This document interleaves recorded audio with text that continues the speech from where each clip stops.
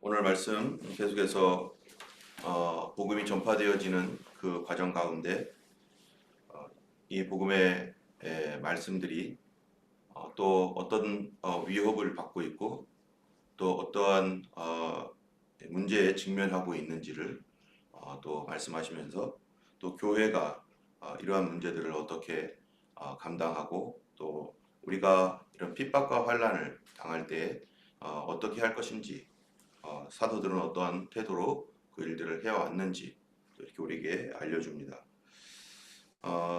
1장부터 3장까지는 이제 하나님의 성령의 역사로 교회가 성장하고 많은 사람들이 회개하고 돌아오는 그 일들이 일어났었고요.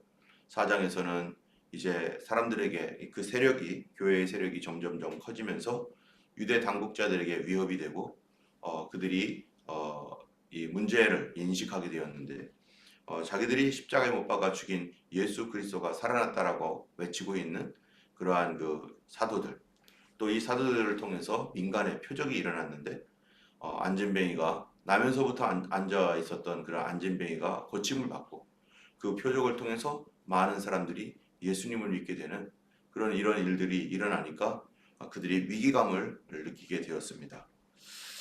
또 위기감을 느껴서 그들에게 예수님의 이름으로 말하지 말아라. 그런 복음 전하지 말아라. 라고 하면서 그들을 위협하기도 하고 그렇게 했지만 여전히 교회는 모여 있었습니다. 그들이 모여서 하나님 앞에 무엇을 했는가? 어제 말씀이지만 사도행전 4장에 보면은 27, 28절에 과연 헤롯과 본디오 빌라도는 이방인과 이스라엘 백성과 합하여서 하나님께서 기름 부으신 거룩한 종 예수를 거슬러 하나님의 권능과 뜻대로 이루려고 예정하신 그것을 행하려고 이 성에 모였나이다. 주여 이제도 그들을 위협함을 굽어보시옵고 또 종들로 하여금 담대히 하나님 말씀을 전하게 하여 주옵소서 하면서 그들이 위협하고 또 그들이 복음을 전하지 못하게 하려고 빌라도나 또 가야바, 헤롯 이런 사람들이 여전히 살아서 교회를 핍박하고 하나님의 말씀을 증거하지 못하게 그렇게 하고 있는 상황입니다. 그때 이때 무엇을 할 것인가? 그때 30절에 보면은 손을 내밀어 병을 낫게 하옵시고 표적과 기사가 거룩한 종 예수의 이름으로 이루어지게 하옵소서 하면서 또 교회는 계속해서 이 하나님의 말씀이 그냥 말씀으로만 나가는 것이 아니라 증거가 나타나도록 이 하나님의 말씀의 증거가 나타나서 하나님 말씀이 진리인 것이 확증되어질 수 있도록 하나님 역사해 달라고 그들이 기도하고 있는 것입니다. 우리가 성경의 마가복음에서도 끝에 보면은 하나님의 말씀을 뭐라고 되어 있냐면 이렇게 말씀하고 있어요.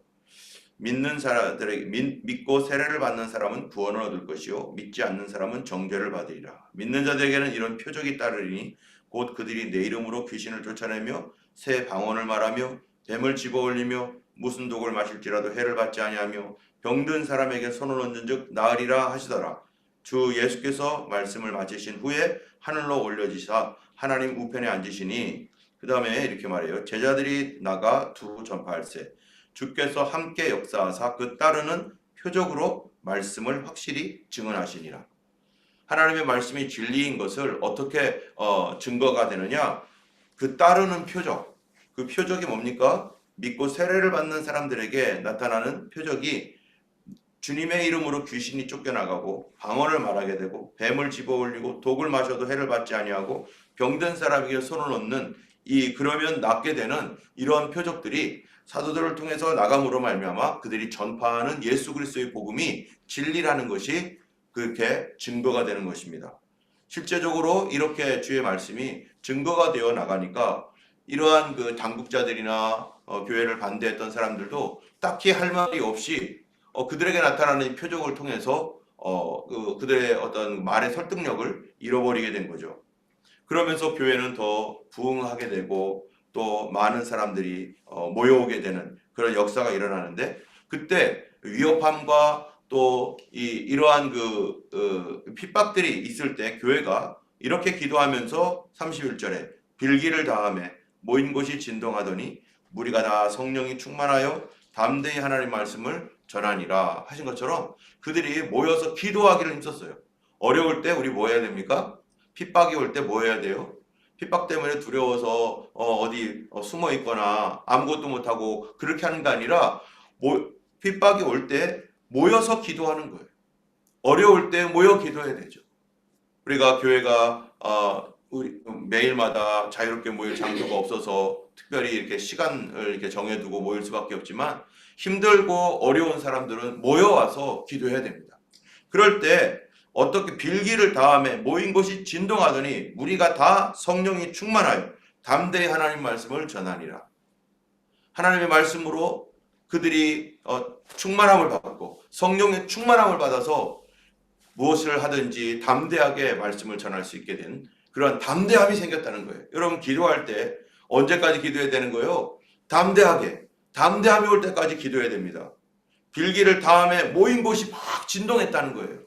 저도 처음 예수님 믿게 되었을 때 기도하면서 처음 성령을 받았을 때 몸이 막 진동하더라고요. 막 그러면서 눈물 콧물이 나면서 막 회개하게 되고 그랬는데 그렇게 어려운 가운데 힘들고 어려울 때 오히려 교회는 더 모여야 되고 그 모이는 그 멤버들을 통해서 다른 사람들이 또 들어오는 거죠. 어떤 때는 교회가 어려워지면요 흩어지는 사람들 많습니다. 교회 가지 말아야 되고 하지 말아야 되고 모이라고 하면은 이 당국자들이 모이지 말라고 하면은 교회가 왜 자꾸 모이냐고. 여러분 코로나 때 그랬잖아요. 교회들이 나라에서 모이지 말라고 하니까 예배를 포기하고 계속 모이지 않았습니다. 그 결과 교회가 한국에서는 10,000개나 되는 교회가 사라져 버렸어요. 앞으로 마지막 시대에 당국자들이 이 정부 관련자들이 교회를 못 모이게 만드는 법을 만들 수 있습니다. 예전에도 그렇게 임시적으로 만들어 놓고 그리고 목사님들을 잡아가기도 하고 그랬잖아요. 호주 이 시드니 저쪽 노스 쪽에 있는 목사님도 그렇게 해서 잡혀갔어요. 코로나 때 모였다고. 여러분 이런 것들이 뭡니까? 이게 독재고 이런 것들이 마지막 시대로 가고 있는 그런 악한 그런 사단의 역사인데 교회가 거기에 대해서 뭐라고 합니까? 서로 모이지 말라면 모이지 말아야지라고 핑계가 얼마나 많습니까? 지금 코로나 그것 때문에 얼마나 많은 사람들이 지금 상처를 받고 고통을 받아왔습니까? 그것 때문에 저희 교회에서도 많은 성도님들이 지금 고쳐지지 않은 상태에서 아직도 힘들어하는 분들도 있고요. 그 부작용이 있음에도 불구하고 강제로 맞으라고 하고 우리 가족이 그것을 인한 부작용이 있는데 그럼에도 불구하고 내가 눈으로 뻔히 보고 있는데 안 맞으면 안 된다고 하도 강제로 맞추려고 하고 이 얼마나 악한 일들이 우리가 있었던 이 시대에 일어났습니까? 이거는 맛보기죠. 앞으로 더 큰 일들도 얼마든지 일어날 수 있습니다. 이런 때에 교회가 무엇을 해야 될 것인가? 교회는 그럼 다 흩어져서 아무것도 안 할 것인가? 살아있는 교회라면 모여 기도하기에 힘써야 됩니다. 하나님께 더 기도해야 되는 거죠. 그 기도를 통해서 계속해서 하나님의 교회가 이 땅을 향한 축복의 통로로 쓰임받을 수 있습니다. 마지막 시대에 분명히 교회의 핍박에 대해서 성경은 얘기하고 있어요. 어떤 식으로 교회의 핍박이 올지 우리는 어느 정도 짐작할 수 있습니다. 왜냐하면 바로 다니엘서에 말하고 있기 때문에 때와 시간을 고친다. 여러분 지금 법을 고친다라고 했죠. 때라는 것은 시간이고 법이라는 것은 이 땅에 있는 법, 하나님의 말씀의 법도 물론이거니와. 그래서 성경 말씀을 이상하게 해석해서 하나님 말씀에 있는 모든 진리의 말씀들을 왜곡시킬 뿐만 아니라 오늘날 나라가 법으로 그리스도인들이 하나님 말씀에 따라 순종하는 그러한 것들을 못하게 만들고 특별히 이 표현의 자유라고 하는 어떤 이런 자유적인 어떤 조항들을 점점점 축소시켜서 집회, 언론, 결사의 자유들이나 이런 것들을 계속 막고 있잖아요. 이미 우리는 그런 것들을 한번 쫙 봐왔죠. 못 모이게 하고 계속 핑계는 뭡니까? 여러분들을 위한 거다. 어떤 핑계예요? 여러분들의 건강을 위해서 그런 거다. 그러면서 그 건강이라는 말 한마디로 무엇을 하는 겁니까? 사람들의 자유를 억압하고 그래서 움직이지 못하게 그러면요 모든 것을 다 할 수 있어요. 여러분들을 위해서 그렇게 하는 거니까 이해해달라 하면서 그거를 법을 만들어 놓으면 다른 어떤 자기들의 음모나 자기들이 원하는 어떤 그 정부 당국의 원하는 것들을 위해서 얼마든지 핑계대면서 과학자라든지 의학자 이런 사람들 어용 교수들 이런 사람들 대동해가지고 거짓말해가지고 얼마든지 할 수 있는데 마지막 시대가 뭐라고 합니까? 성경에 바로 온 천하를 꿰는 자라. 마귀가 온 천하를 다 속이는 그런 일들로 인해서 사람들이 속아 넘어간다는 것입니다. 그것이 누구랑 연합되는 겁니까? 바로 정부와 연합된다는 것이 마지막 시대의 특징이라는 거죠. 어쨌든 이러한 일들로 인해서 교회가 무너질 수 있는 위기, 위축될 수 있는 위기에 오히려 그들이 모여서 기도를 했습니다. 사단은요, 어떻게든지 교회가 무너지게 하려고 하고 더 이상 교회가 살아남지 못하게 계속해서 방해를 하는 것이 사단의 역사입니다. 때문에 우리가 이러한 부분들을 기억하고 오히려 더 모여 기도하기에 힘써야 될 것입니다. 이런 가운데 계속해서 복음의 능력이 나타나니까 거기에 어떤 일이 있었냐면요. 4장에 보면은 구브로에서 난 레위족 사람이 있는데 요셉이라고 하는 그들이 자기 전 재산을 팔아다가 그가 밭이 있는데, 전 재산이 아니죠. 밭이 있는데 그 밭을 팔아서 그곳으로 사도들 발 앞에 두고 헌금을 하고 뭐 그런 일들이 막 일어나는 거죠. 그렇게 됐는데 이제 오늘 본문에 보니까 이 아나니아라고 하는 사람이 그 안에 삽비라와 더불어 이 사람들도 소유를 팔았어요. 여러분, 그냥 헌금 내는 게 아니에요. 자기들의 소유를 팔아서 헌금을 낸 거예요. 엄청난 일입니다.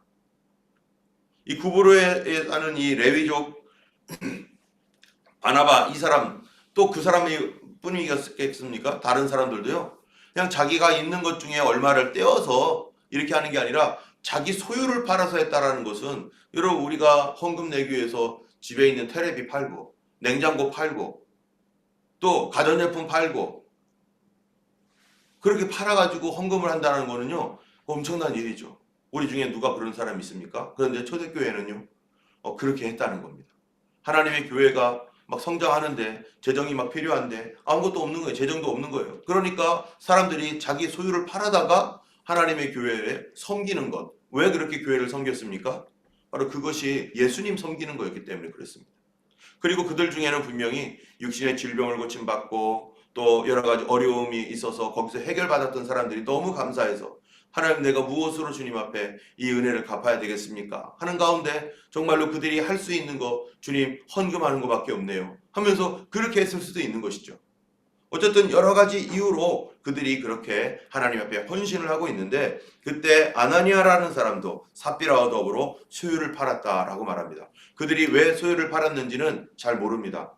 정말로 그들이 질병에서 고침을 받아서 또는 귀신 들림에서 뭐 나아서 뭐 여러 가지 이유가 있겠죠. 또는 감동받아서 뭐 여러 가지 이유가 있겠죠. 그러나 성경에서는 그들이 왜 그 소유를 팔을 정도로 그렇게 엄청난 큰 헌신을 했는지 나와 있지 않아요. 그런데 거기에서 그만 2절에 그 값에서 얼마를 감춤해 그 아내도 알더라. 얼마만 가져다가 사도들 발 앞에 두니까 베드로가 말하기를, 아나니아여, 어찌하여 사단이 내 마음에 가득하여 네가 성령을 속이고 땅값 얼마를 감추었느냐. 이들이요, 땅을 팔았던 것 같아요.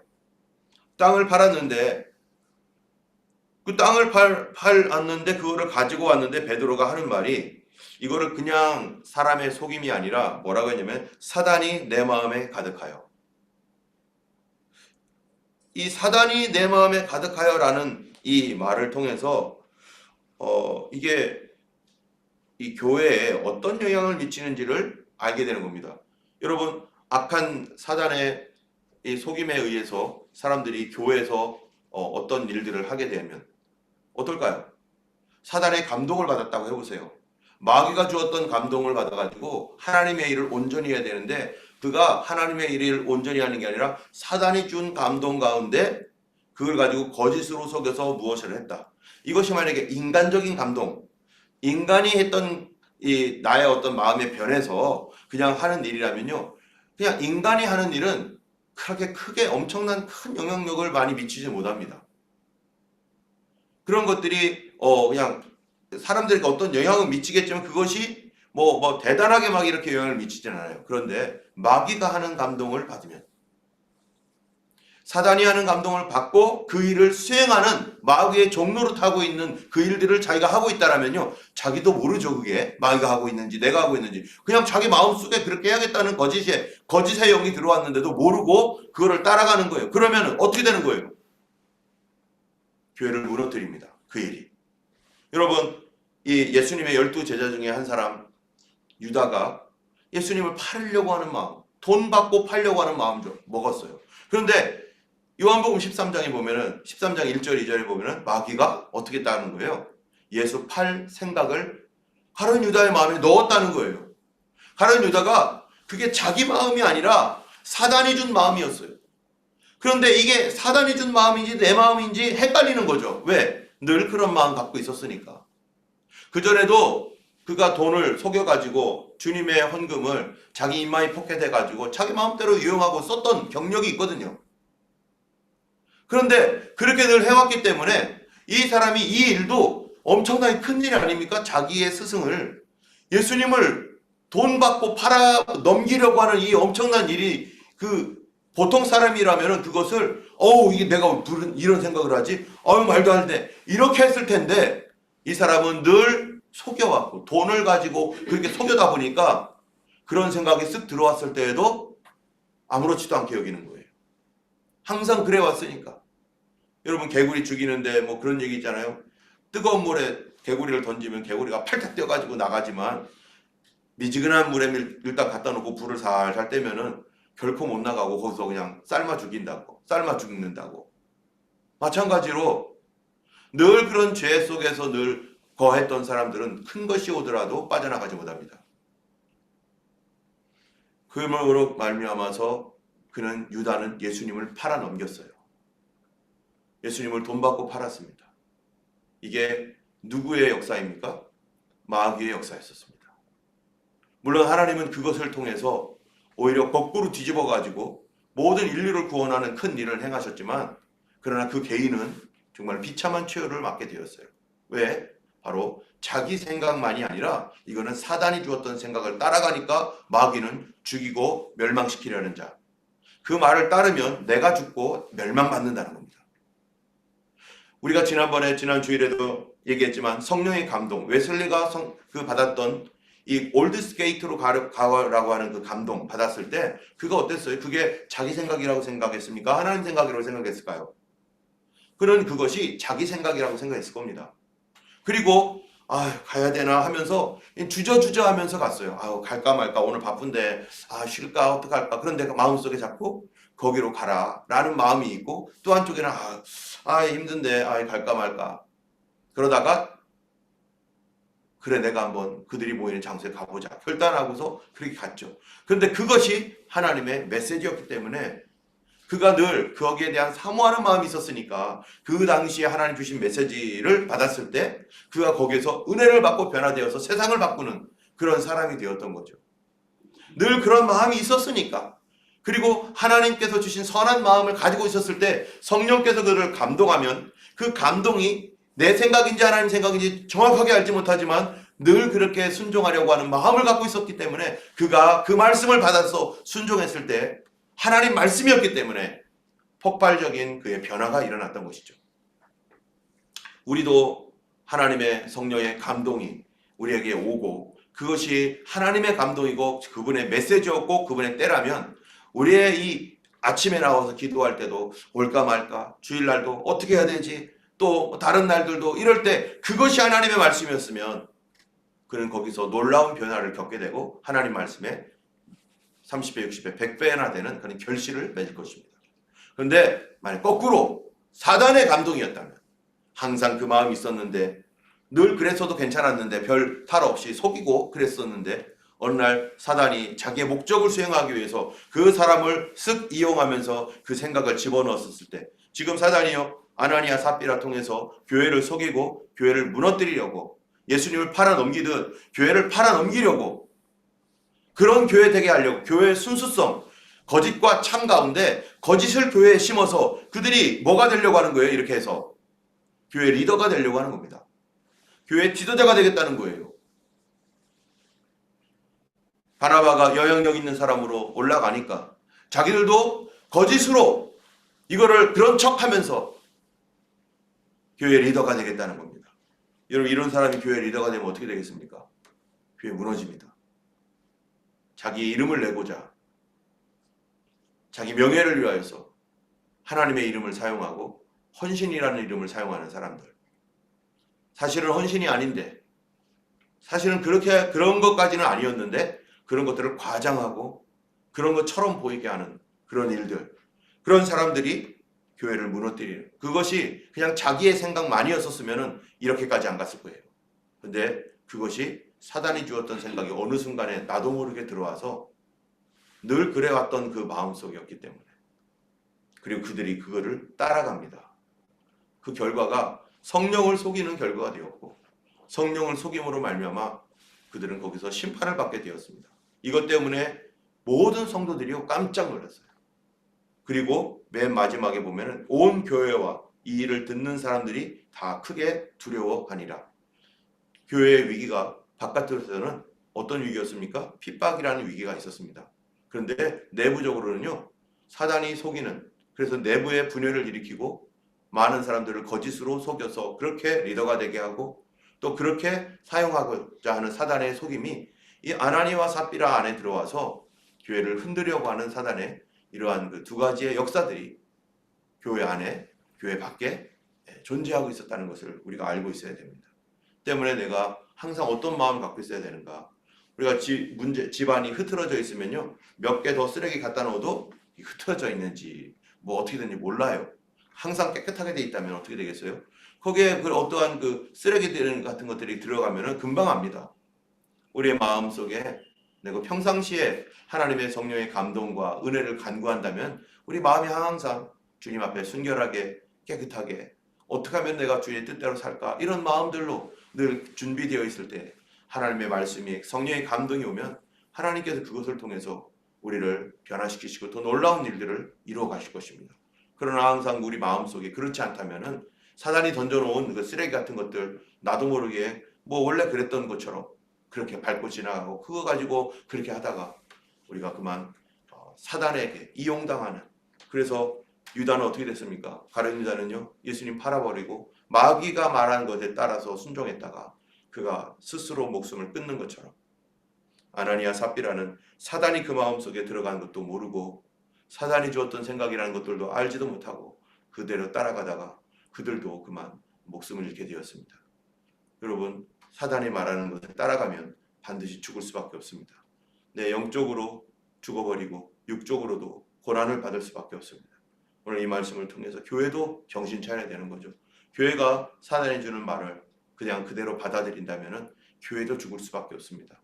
우리가 교회의 순결함과 순수함을 지켜야 될 것이고, 성령의 감동이 있는 교회, 그래서 우리가 뭐 해야 돼요? 모여 기도해야 되고 하나님 앞에 계속적으로 나가야 되고, 성도들도 어려울 때 사단이 주는 소리가 아니라 모여 기도하라는 주의 말씀을 듣고 함께 기도할 때 오히려 그것이 변화여서 바로 그리스도의 이름으로 표적과 기사가 나타나게 될 줄로 믿습니다.